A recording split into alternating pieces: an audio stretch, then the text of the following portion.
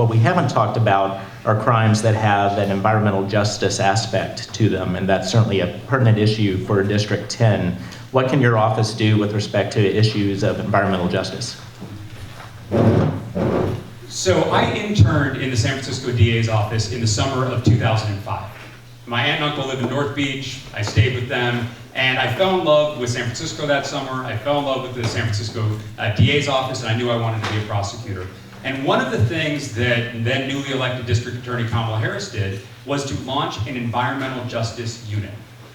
And it was one of the first in the state, it was one of the first in the country, focused on hazardous waste disposal, on dumping, on air and soil and water pollution. Well, unfortunately, over the last 8 years, the current district attorney has phased out that EJ unit.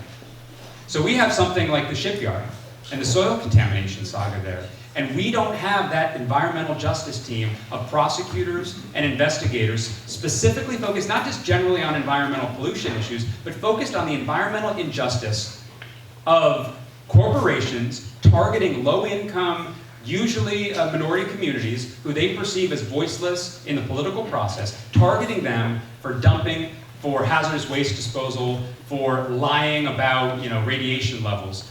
We need to bring that environmental justice unit, and I've been talking about that for years, even before I was a candidate for district attorney. I had an op-ed 2 years ago in the San Francisco Chronicle talking about we need to bring back that EJ unit.